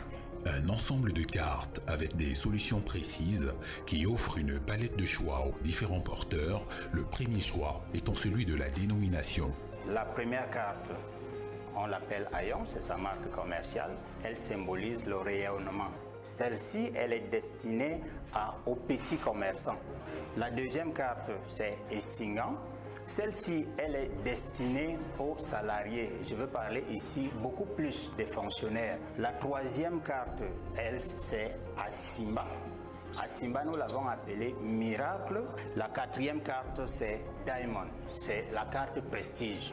Des cartes Vision Finance SA à utiliser sur n'importe quel distributeur des banques du système JIMAC au Cameroun et en Afrique centrale, avec des précisions qui valent la peine d'être faites aux usagers. Dans le cas où un client de Vision Finance arrivait à opérer dans un GAB qui est celui d'un autre partenaire du JIMAC, il plaint directement à celui qui héberge ce GAB pour avoir une prise en charge rapide et une solution rapide, n'est-ce pas, à sa préoccupation. Vision Finance SA, spécialisée dans la finance inclusive, a fait de la communication son essentiel et est rentrée dans les habitudes de consommation des foyers avec une forte adhésion populaire aux solutions disponibles. J'ai choisi la carte Asimba qui me permet de chouquer 1 500 000 francs par semaine à tout moment, aux heures où j'ai besoin pour m'occuper de ma famille et gérer mes affaires comme il se doit. Je ne suis plus obligé de venir m'aligner au guichet et perdre les business que j'ai à faire là dehors. Avec ma carte Asimba, tout est réglé. Depuis le lancement des souscriptions des cartes à Vision Finance, nous remarquons une affluence vraiment accrue à nos guichets. Et compte tenu de la pandémie, de l'heure, nous prenons également des mesures afin de permettre à tous les potentiels souscripteurs de pouvoir souscrire en toute sérénité. Par ces temps de confinement et de distanciation sociale, l'effectivité des cartes pour les usagers actuels et futurs des solutions de Vision Finance SA était de mise. J'invite notre clientèle qui nous a fait confiance à venir massivement à nos guichets, effectivement pour souscrire à ce nouveau produit que Vision Finance a bien voulu mettre à votre disposition pour davantage être proche de vous et respecter également les conditions de distanciation sociale et notamment toutes les mesures prises par le gouvernement. Nous croyons au changement par l'effort et à l'avenir dans la finance. Nous, Vision Finance SA. Vision Finance, l'avenir dans la finance.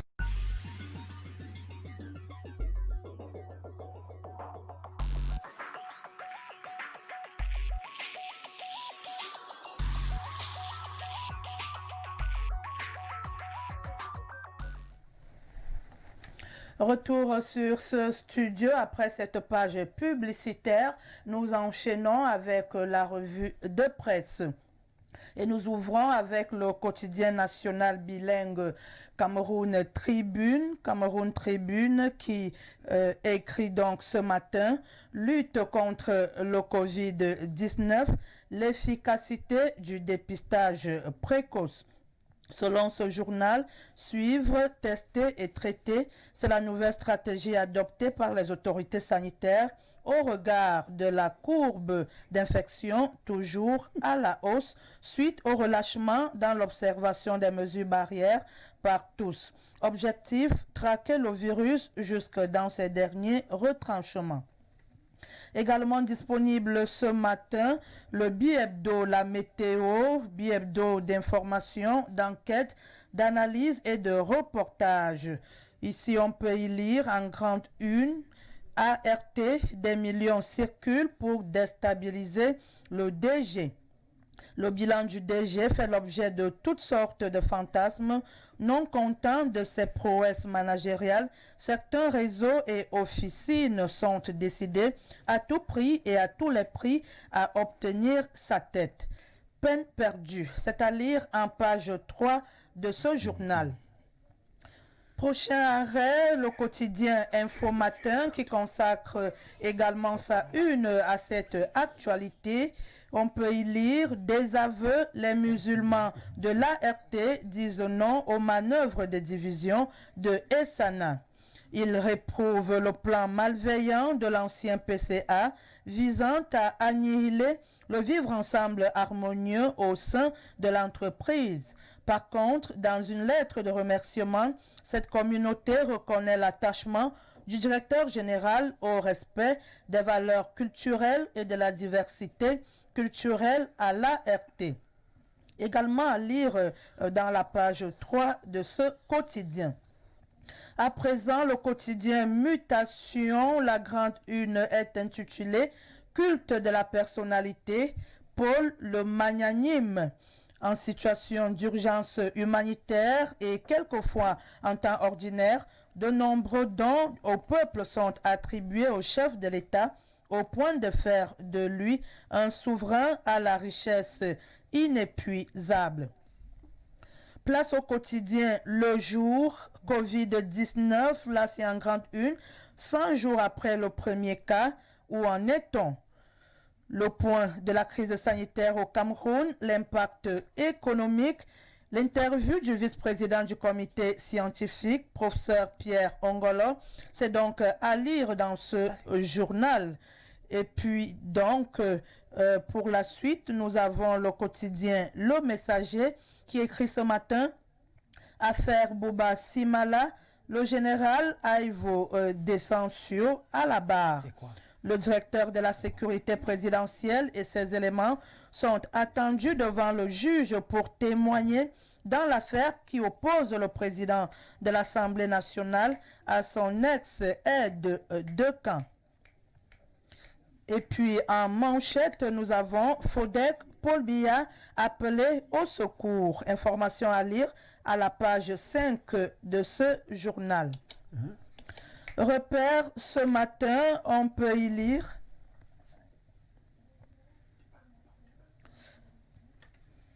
Nous allons donc mettre un terme à cette revue de presse et nous allons immédiatement enchaîner avec la deuxième thématique du jour intitulée CPI. Jusqu'où peuvent donc aller les menaces de Donald Trump? On se rappelle que le président américain Donald Trump a annoncé des sanctions à l'encontre des membres de la CPI qui oseraient mener une enquête sur l'armée américaine en Afghanistan. Alors, Patriage, première question, le torchon brûle à nouveau entre la CPI et Donald Trump. Fallait-il s'y attendre? Oui, à juste titre, il fallait s'y attendre. Et pour une fois, j'applaudis les deux mains le président américain. Pourquoi? Parce qu'il est écrit dans la Constitution américaine qu'aucun citoyen américain ne peut être jugé hors des États-Unis. Donc, à ce niveau-là, Trump applique strictement la Constitution américaine. Et en outre, je ne sais pas ce que font nos grands savants en Afrique pour admettre cette histoire de la CPI. La CPI ne juge que des individus. Et à partir de ce moment, on peut se poser la question, dès lors que le statut de Rome n'a pas été ratifiée par toutes les nations. La CPI dit le droit au nom de qui? Et M. Trump dit des sanctions pour celui qui va oser. Et il a raison. Il pousse même jusqu'à leur famille. C'est normal. Mais c'est nous qui n'avons rien compris. Vous voyez, lorsque le statut de Rome est adopté par certains États, les Africains qui ne sont pas complètement aveugles ou complètement baba, on dit non, cette affaire-là, ce n'est pas une bonne affaire, il faut en sortir. Il a fallu le courage d'un Nkurunziza, paix à son âme, pour sortir. Les autres sont restés là. On a même déporté, par exemple, le président Gbagbo et le ministre Blé Goudé à La Haye, alors que la Côte d'Ivoire n'avait pas encore signé, ratifié le statut de Rome. Donc, ce que fait Donald Trump est une bonne application des lois de son pays. Et ensuite, il défend l'armée américaine, qui est le garant de la sécurité des États-Unis. À partir de ce moment, nous pouvons simplement nous poser la question, lorsque les ONG et les autres tralala vous disent oui, les droits de l'homme ont fait ceci, les Américains vont faire ceci, la communauté internationale va faire ceci, sans se poser la question, est-ce que si la communauté internationale agit comme elle a agi par exemple en Libye, est-ce que on ne peut pas l'accuser? On ne peut pas. La CPI dont il est question aujourd'hui est un machin, ce n'est pas un tribunal. La CPI n'est même pas financée par tous les pays. La CPI est financée par des gens, des Américains certes, mais pas l'État américain. Et nous acceptons qu'on déporte des Africains pour les amener à La Haye, alors que on devrait ne pas l'accepter, parce que la CPI n'est pas un véritable tribunal. Tout tribunal dit la loi au nom du peuple. Si toutes les nations, si tous les pays de l'ONU avaient adopté et ratifié le statut de Rome, alors à ce moment, la CPI pourrait dire le droit au nom de l'humanité. Mais ce n'est pas le cas. Dès lors, posons-nous la question, ça sert à quoi? La réponse tombe d'elle-même. Ça sert à régler les comptes, ça sert à effrayer ou les chefs d'État qui ne sont pas soumis, et ça sert à régler des problèmes d'intérêt, disons, de la coalition occidentalo-américaine. Simplement, parce que une cour pénale, dit-on internationale, qui ne respecte pas sa propre jurisprudence, n'est pas un tribunal. Et ne peut être un tribunal. Vous libérez Jean-Pierre Bemba, on l'acquitte, il va chez lui, mais on acquitte Gbagbo, on lui dit non. Il ne doit pas aller chez lui, on met des conditions. Mais c'est quel genre de droit à tête chercheuse? Donc, la posture du président américain est à saluer. C'est ce que nous demandons à nos chefs d'État. Créer en Afrique un tribunal pour juger les Africains, parce qu'il n'est pas question de laisser les gens faire n'importe quoi. On a bien jugé Hissène Habré au Sénégal. Mais pourquoi est-ce qu'on accepte un truc qui, ma foi, a été créé pour juger les nègres? Donc, dans ma première intervention, je dis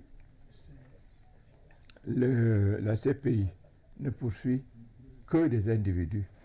La CPI est financée obéit à ses financiers, et la CPI ne peut pas se prévaloir d'une autorité universelle. Ce n'est pas possible parce que tout le monde n'a pas signé et dès lors, ça devient un tribunal bidon. Oui, nous allons poursuivre avec cette thématique. Nous allons d'abord prendre ces messages parvenus à notre niveau. Bonjour à vous ce matin, très belle émission. C'est dommage de le constater, mais alors rien ne va changer sur les statistiques de la nouvelle loi, à part servir d'intérêt personnel à ceux qui l'ont mis en œuvre, parce que beaucoup de lois sont adoptées au Cameroun, mais restent dans les tiroirs sans jamais être mises en application. Bonjour le panel, cet autre message, le premier n'a pas été signé, s'il vous plaît, bien vouloir signer vos messages. Cet autre message, bonjour le panel, arrêtons de justifier ces mallettes, la chose est claire, c'est une grippe dont nous serons tous atteints tôt ou tard. Il est question de trouver un vaccin avec ces financements qui sont mal gérés. Serge à Yaoundé. Un autre message, bonjour le plateau, très bonne analyse de tous les panélistes. S'il vous plaît, excusez-moi si je suis hors sujet. Ulikak, s'il te plaît, que signifie maître port? Message signé Fred de Leboudi. Maître port, en fait, justement, dans le port, vous avez ces personnes qui sont chargées de reculer l'accostage des bateaux. C'est-à-dire que, par exemple, à Douala, c'est le maître port qui peut vous dire s'il y a l'espace pour votre bateau, en quelque sorte. Un peu comme les garçons de oui, parking. toujours. Comme on a les garçons de parking, par exemple, dans les hôtels. Oui, je crois que Fred de Leboudi a bien suivi ces éclairages de Ulikak. Autre question, autre message, bonjour. Les résultats du recensement de 2005, publiés en 2010, ont précisé la population de 2005 et la population de 2010. Un recensement sert aussi à faire des projections démographiques sur plus de 30 ans. S'agissant des élections, le code électoral précise bien qu'elles se font sur la base du dernier recensement, même s'il date de combien d'années. Alors nous revenons. C'est du virtuel. Actualisé, il a oublié de dire actualisé. Oui. Il n'a pas bien. C'est ce qu'il a manqué en fait dans ce message parce que toutes les statistiques en principe doivent être actualisées.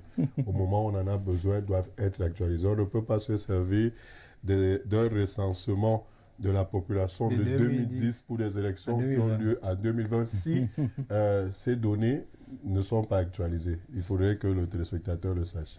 Voilà un dernier message. Bonjour à Monsieur Valère.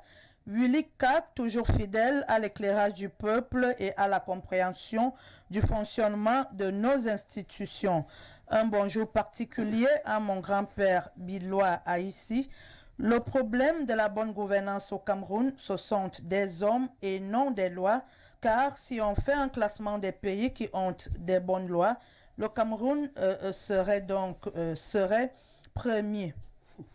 Et nous poursuivons avec la deuxième thématique. Nous l'avons dit, ces pays, jusqu'où peuvent aller les menaces de Donald Trump. Nous avons eu une première intervention avec le patriarche Bilois Haïssi qui justifiait, n'est-ce pas, cette position de Donald Trump. Valère Bertrand, êtes-vous également de cet avis? Vous savez, la Cour pénale internationale, partie du traité de Rome de 1998, est une institution qui a été créée justement par l'État en vue de pouvoir résoudre la délinquance, la délinquance des dirigeants. La délinquance des dirigeants sur le plan international, parce qu'on s'était rendu compte que les États, ou les chefs d'État, les dirigeants s'étaient rendus compte que il y a des pays où les libertés, les droits de l'homme sont piétinés, sans pour autant que le peuple lui-même puisse prendre fait et cause pour la justice, parce que peut-être opprimé, parce que peut-être effrayé, parce que peut-être écrasé. Alors il était question pour eux de donner davantage de force aux gendarmes internationaux qui n'était plus alors, ou qui bientôt n'allait plus être les États-Unis, parce que vous savez, les États-Unis, on n'est plus dans l'ancienne logique du gendarme international qu'est les États-Unis. Le gendarme international est en train de basculer vers l'ONU, en fait. Donc l'ONU est en train de récupérer en fait les pouvoirs qu'avaient pris les États-Unis depuis 1945. Donc il était question de donner un pouvoir pénal au gendarme international qu'est l'ONU, afin de pouvoir apporter une pression et aussi une répression sur les délinquants politiques internationaux. Donc, c'est ça la grande logique qui a sous-bassé la création de la Cour pénale internationale à travers le traité de Rome. Ce traité entre donc en vigueur après qu'un certain nombre de signatures requises aient été effectivement réalisées pour son fonctionnement. Et on a connu, du fait de l'opérationnalité de la Cour pénale internationale, il a fallu à un certain moment que, même si elle a été basée à La Haye, que l'on puisse la délocaliser pour certaines circonstances. On avait vu par exemple pour le Rwanda, on a créé le TPIR, ainsi de suite. Donc elle a été délocalisée pour connaître de ces différents crimes-là. Encore que c'était des crimes qui avaient été commis avant sa création, mais qui exceptionnellement lui avaient été confiés. C'est pour ça qu'on avait par exemple créé les tribunaux pénaux internationaux, par exemple au Rwanda, et pour l'ex-Yougoslavie, par exemple, le TPI Y qu'on avait créé de ce côté-là. Bon, maintenant, la problématique, comme nous l'engageons avec d'autres institutions internationales, est d'affaires génériques, c'est-à-dire celle de l'instrumentalisation de ces différentes institutions internationales.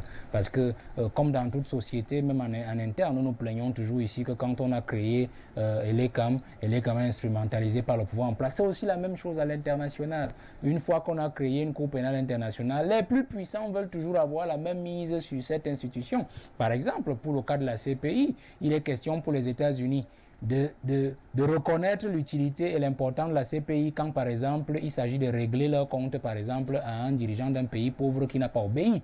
Mais de nier et de dénier l'importance, l'utilité, la nécessité de l'intervention de la CPI quand il s'agit d'eux-mêmes. C'est le cas, par exemple, de ce que citait le patriarche tout à l'heure et que refuse Trump, c'est-à-dire aller guetter à Guantanamo, vous voir ce qui s'est passé là-bas et de pourchasser tous ceux qui ont été, qui sont suspectés d'exactions dans cette zone-là, donc notamment dans la guerre d'Afghanistan. Donc il y a ce souci-là avec la CPI. Maintenant, il y a aussi un autre souci, ce reproche qui est fait à la CPI régulièrement, c'est-à-dire d'être un peu comme la cour des nègres. C'est-à-dire qu'on se retrouve là-bas en train de penser qu'on ne peut juger à la CPI que les Africains.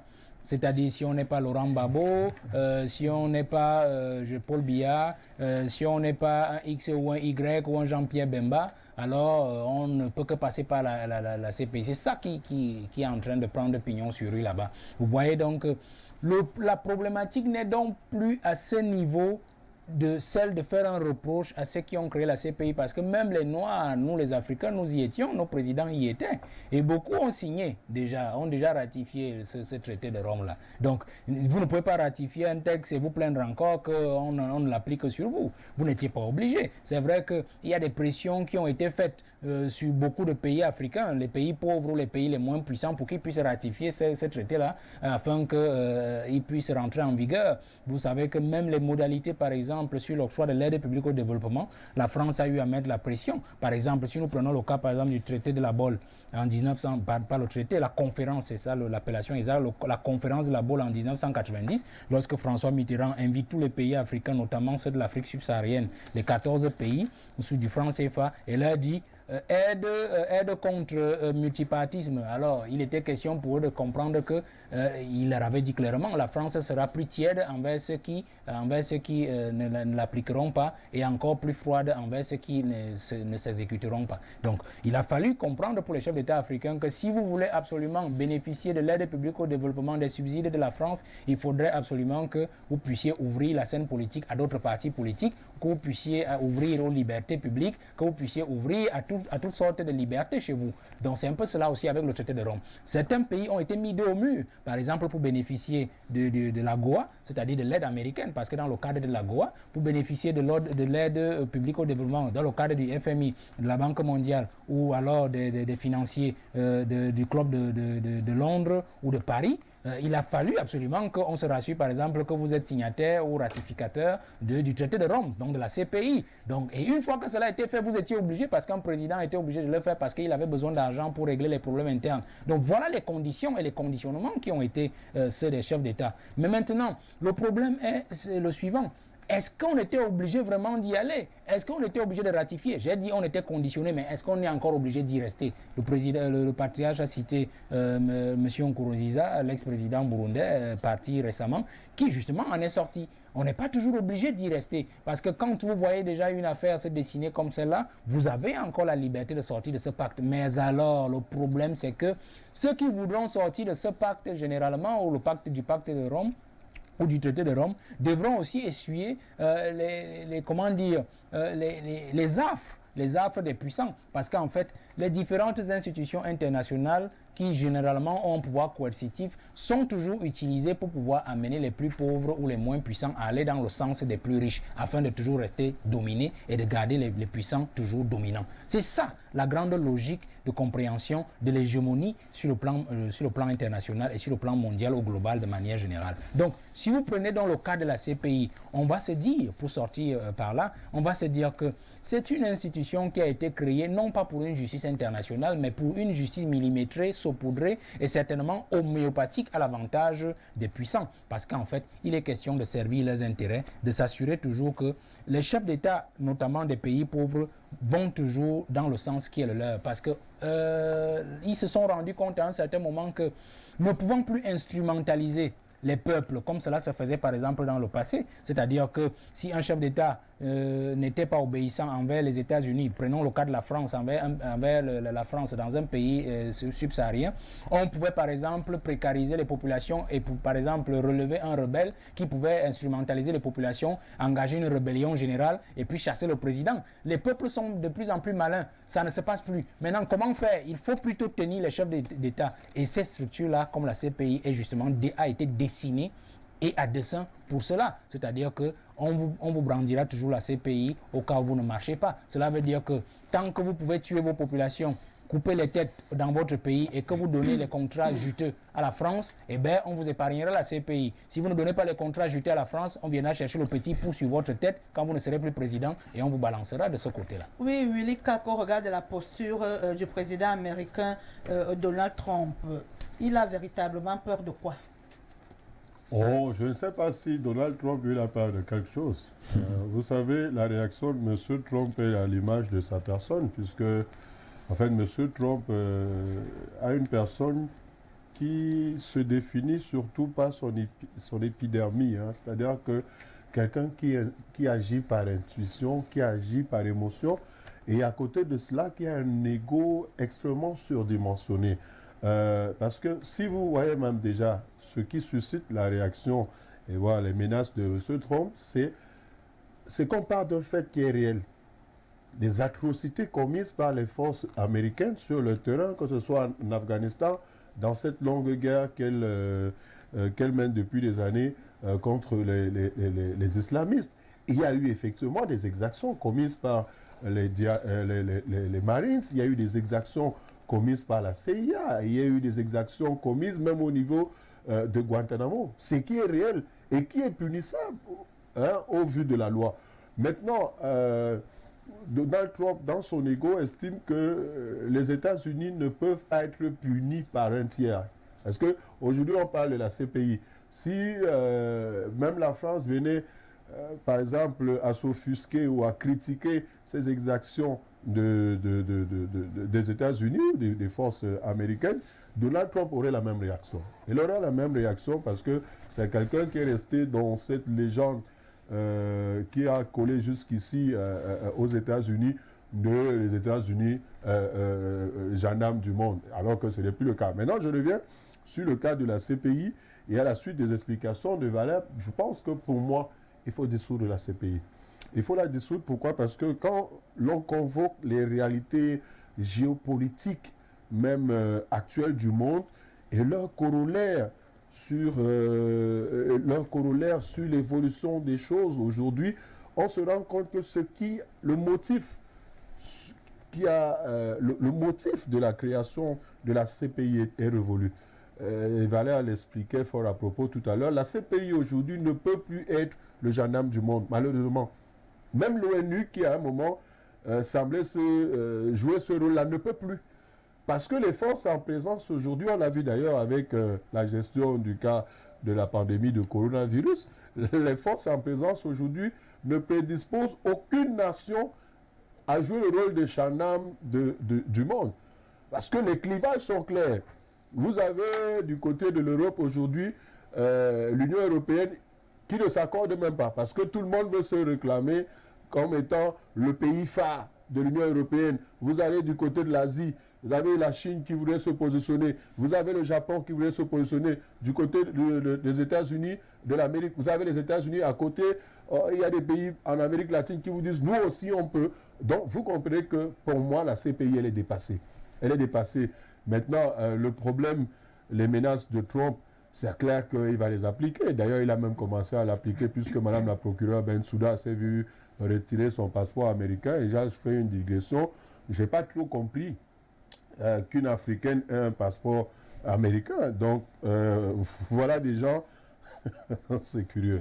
Et le patriarche s'offusque souvent de ce genre de choses. C'est-à-dire qu'on est africain que de peau. On est africain que de peau. Donc vous voulez combattre les gens dans la paume de la main de qui vous mangez. Parce qu'aujourd'hui, et Valère le disait encore, la CPI, c'est comme toutes les institutions au monde qui subit les influences des plus forts. Or, c'est clair que quand vous voyez dans son fonctionnement, aujourd'hui, la CPI ne peut pas se détacher aussi facilement des grandes puissances comme les États-Unis. Donc, c'est un combat d'office perdu que Mme Bensouda et tous ceux qui constituent la Cour pénale internationale ont voulu engager contre les États-Unis. Et la conséquence sera ce qu'elle sera, c'est que, effectivement, on va surseoir à cette affaire qu'il fallait pourtant suivre. Parce que ces exactions, elles sont réelles, elles ont été commises sur le terrain, et il va bien falloir que les auteurs de ces exactions soient punis. Mais par qui alors, malheureusement? Oui, patriarche. Oui, je voudrais dire une chose. Il faut comprendre que la procureure Bensouda sait ce qu'elle fait. Elle voudrait justifier l'existence de la CPI. Oui. Elle a pourtant dit que la CPI est dans son rôle. La CPI ne fait que son travail. C'est de parole. Elle est juriste. Elle joue. Je dis, elle sait que la Constitution, j'insiste là-dessus, la Constitution américaine dit qu'aucun Américain ne peut être jugé en dehors des États-Unis. Alors, la CPI va enquêter pour faire quoi? Elle le sait. Et ensuite, il y a un deuxième problème. Qui finance la CPI? On le sait, c'est le financier qui a le pouvoir. Et pour certaines affaires qui sont passées là-bas, on peut voir l'interférence des intérêts du mari de la procureure avec M. Ouattara, où il gagne des marchés, de gré à gré, des gros marchés. Alors, à partir de ce moment-là, croyez-moi, madame ne peut pas décevoir l'ami de son mari. Donc, il y a... En plus, même qu'elle a aussi souvent servi les intérêts des États-Unis dans certaines situations. Le cas, par exemple, du Soudan. Vous savez que l'ancien président du Soudan n'était pas dans les bonnes grâces des États-Unis. On a demandé heureusement qu'en Afrique du Sud, puisque tu soulèves cela, le président a dit pas question qu'on vienne arrêter un président ici. Bon, donc, deuxième problème, j'ai dit donc, c'est le financement. Et maintenant, la posture américaine est tout à fait justifiée. Parce que on nous raconte des histoires. Les accords internationaux sont au-dessus de la loi nationale. Mais ce n'est pas... Bertrand l'a dit, ce n'est pas pour tout le monde. Quand on est fort, quand on peut frapper, lorsqu'on fait peur, il n'y a rien à faire. Si on pouvait juger les criminels du monde, les Bush et autres Sarkozy auraient été jugés. Mais la loi de la communauté internationale autoproclamée s'applique aux pauvres. Bertrand l'a aussi dit. Donc, l'inutilité de l'existence de ce truc, de ce machin que vous appelez la CPI, est avérée.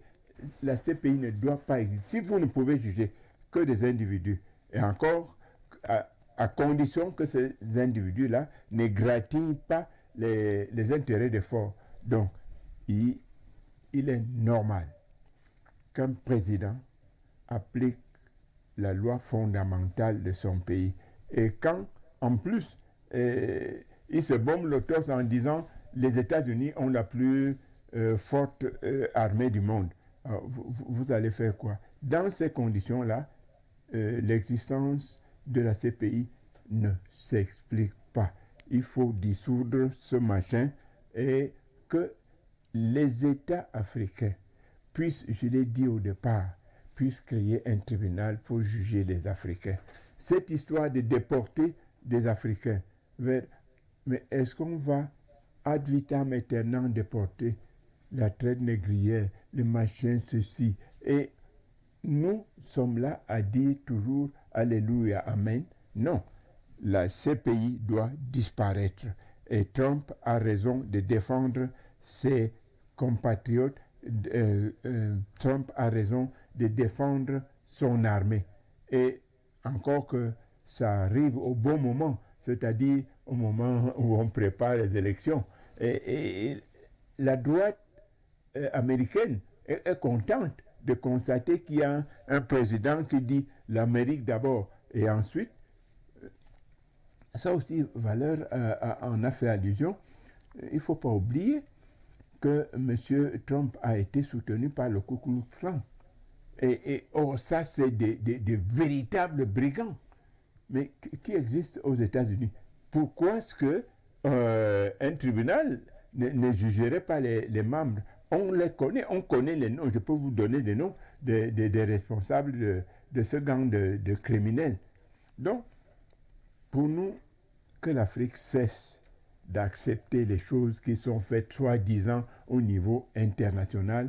D'abord, parfois, l'Afrique n'y est pas associée et en plus, elle n'a pas voix au chapitre, mais on continue à dire les relations internationales, la diplomatie a fait ceci. On ne peut pas vivre de cette manière-là, serve jusqu'à quand? Donc, il faut que les Africains sortent en masse de la CPI et qu'ils créent un tribunal qui va juger les criminels. Il y en a en Afrique. Oui, Valère Bertrand, est-ce que la CPI doit disparaître? Non, pour moi, je crois que les modalités d'extinction des traités internationaux sont connues, ou des structures qui sont fondées sur des traités internationaux. Ces modalités existent. Autant un traité comme le traité de Rome entre en vigueur lorsque un nombre de signatures ou de ratifications est déposé. Et autant aussi ce traité peut disparaître du fait du retrait. Du retrait d'un nombre critique de pays qui sont adhérents et qui justement met en infériorité les autres qui restent adhérents. Et donc on constate tout simplement que l'institution devra être dissoute ou alors n'existe plus. Donc la fin d'un traité est connue, la terminaison des traités est connue dans ce sens-là, ou alors tout simplement parce que l'objet, l'institution ne se justifie plus par son objet, c'est-à-dire que la finalité a disparu. Mais dans ce cas, on ne peut pas dire que les délinquants internationaux, les délinquants politiques internationaux vont disparaître du jour au lendemain. Donc si on reste sur... C'est ça en fait le problème de fond. Si on reste sur l'existence des délinquants internationaux politiques, on va toujours dire que la CPI va toujours exister. Donc la seule façon de faire disparaître la CPI, c'est justement que le nombre, les signataires se désistent et retirent leurs actes de ratification et qu'on reste avec une CPI avec 5 ou 6 pays qui ont ratifié. Et bon, on constate que personne n'y est plus. Hein, et donc personne n'y va. Donc c'est la seule modalité que je peux voir. Maintenant, sur un tout autre plan, je crois qu'il est important pour l'Afrique de se ressaisir parce qu'on dit toujours Cour pénale internationale, comme on dit Organisation mondiale de la santé, comme on dit Fonds monétaire international. Kadhafi avait vu clair. Fonds monétaire africain. J'aime toujours le dire parce que ceux qui nous regardent ont toujours l'impression que quand on prononce un nom, c'est des noms trop savants, c'est des choses... Les ennemis, je vais dire, j'aime toujours dire tous les ennemis. Ils ne sont pas coupables. Bon, ils ne sont pas coupables cette fois-là. C'est-à-dire que les puissants n'agissent dans ce monde qu'à partir des éléments de société. Le Fonds monétaire international n'est rien d'autre que les petits ndjangis que nous faisons au quartier, mais à l'échelle internationale. C'est-à-dire que les puissants se sont réunis, on a trop d'argent, il y a des gens qui manquent d'argent, on ne va pas commencer à leur donner notre argent n'importe comment. On crée notre ndjangi, on met l'argent ensemble, celui qui veut prêter, on s'entend sur les conditions de prêt, le taux d'intérêt, on dit que c'est 10%, on lui donne. Quand il vient rembourser, on se partage les intérêts, mais on s'assure qu'il ne rembourse jamais l'argent qu'on lui a donné là, pour qu'il soit toujours sous notre domination, qu'il ait toujours envie de venir prêter l'argent, emprunter chez nous, et que nous, on soit toujours les prêteurs et lui, l'emprunteur.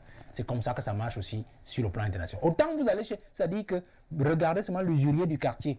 L'usurier, quand vous venez chez l'usurier, il vous dit, tu as quoi pour que je te donne 10 millions? J'ai deux voitures, j'ai un titre foncier. Oh, il dit, viens garer les 2 voitures, donne-moi les titres fonciers. Il s'assure que vous ne l'avez jamais remboursé. L'argent, les 10 millions, pour qu'il reste avec votre maison et reste avec vos 2 voitures, c'est la même chose au niveau international. C'est-à-dire le Fonds monétaire international, quand il prête l'argent aux pays pauvres, il s'assure que par le taux d'intérêt, vous ne remboursiez jamais. Ouais, et même que quand vous êtes déjà prêt à rembourser, il s'assure à venir voir votre voisin et lui dit, va mettre le feu chez ton ami là. Dès que vous mettez, il met le feu chez vous, vous avez déjà un autre problème parce qu'il faut reconstruire votre maison. Vous venez encore le voir pour emprunter de l'argent. C'est le cas des guerres donc, en Afrique, partout dans les pays pauvres. Parce que vous ne devez jamais rembourser, vous devez toujours avoir des problèmes qui nécessitent que vous alliez toujours les voir pour emprunter. Donc ils organisent les guerres, ils organisent des troubles, ils organisent tout cela pour que vous soyez toujours débiteur. C'est ça le Fonds monétaire international.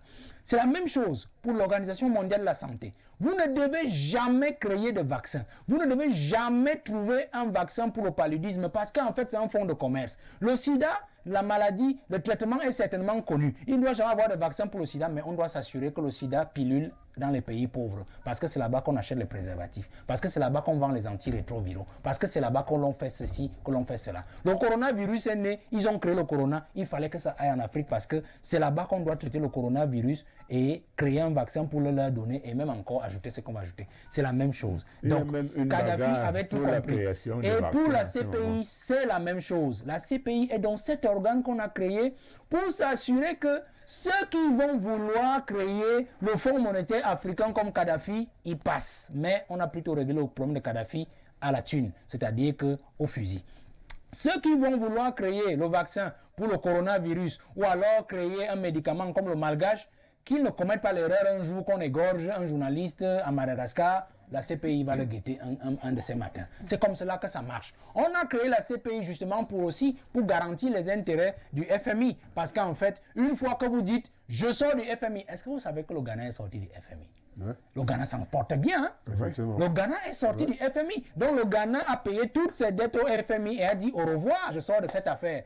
Aujourd'hui donc, voilà une inspiration. Le Ghana devrait nous inspirer pour dire est-ce qu'on ne peut donc pas créer un fonds monétaire africain? C'est-à-dire qu'entre nous les Africains, on crée notre propre ndjangi et on décide de pouvoir régler nos problèmes de développement entre nous.